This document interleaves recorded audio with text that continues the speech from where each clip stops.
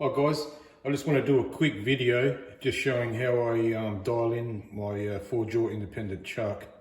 I find this to be the quickest and easiest way, and I've gotten used to it now to the point where I'm actually using my 4-jaw chuck more than my self-centering 3-jaw, because it's not taking me that long to dial it in. If anyone thinks there's a quicker way, please let me know down in the comments. And I do watch a lot of machining YouTubes, and one thing I've noticed is that not many people actually use this method. Not sure why. Like I said, I find this to be the quickest. Anyway, I'll just get started with it. Just got a piece of aluminium here.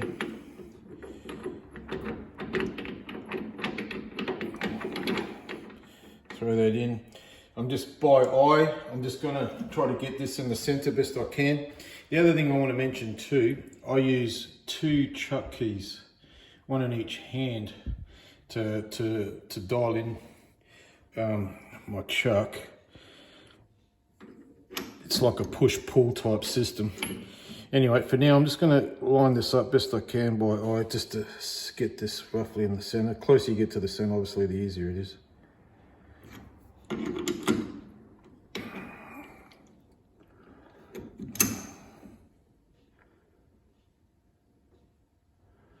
It looks pretty close. Just get the dial indicator onto that and have a look. Getting the 0 at the top there. Okay, so it's on 0. Let's have a look.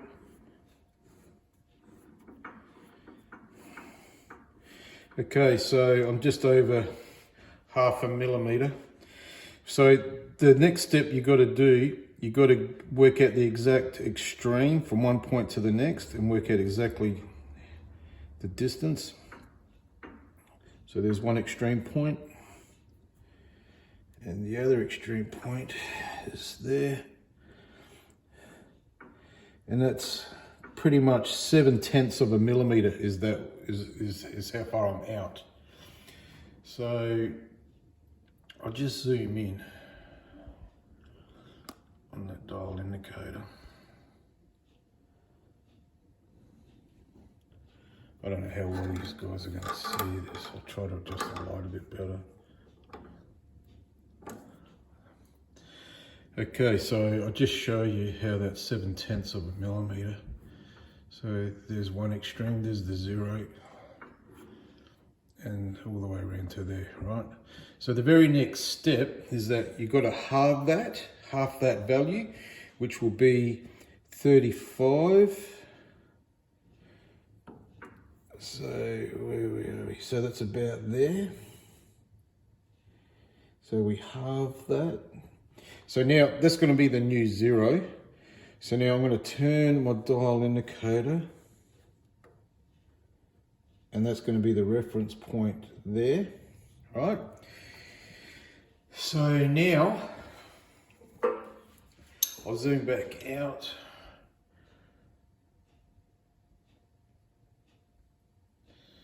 So now the next step, hold on, I'll just get this camera a little bit better. All right. Okay, so the very next step now is we've got to work on a horizontal. You've got to get this pretty good to horizontal best you can. All right, and you get one chuck key in either hand. It's going to be the push-pull method, and I want to get that to 0. So I can tell by looking at that the stock needs to go towards my right hand. So I'll wind that in, at the same time loosening on my right hand. So there's the 0, tighten that up using both hands to keep that on the 0, making sure that it's horizontal. You really want to make sure that it's horizontal. So now, once that's done, you turn it 90 degrees, get to the next 2 jaws. Same thing, push, pull, and it's my left pushing towards the right. Get that to 0.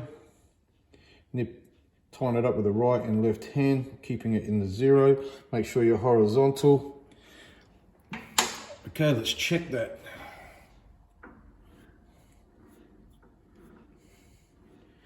Okay, I'm within 2/100ths of a millimeter.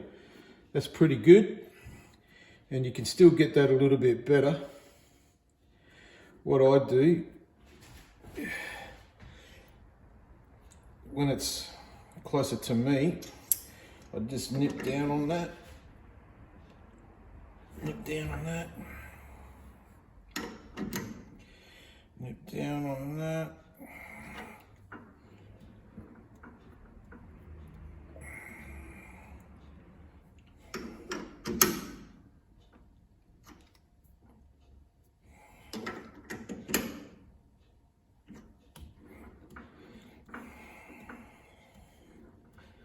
And that's within 1/100th of a millimeter.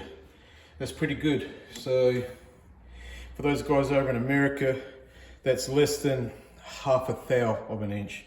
That's pretty good, guys. And you saw how quick that was. And it's like anything, with practice and you keep yourself doing it, you just get quicker and quicker at it. And yeah, I could have obviously got that a lot quicker without all the talking and stuff, but anyway, so tell me what you think, guys, down in the comments if you think that there is a quicker way. Otherwise, if this has helped somebody out, that's great. Okay, see you later, guys.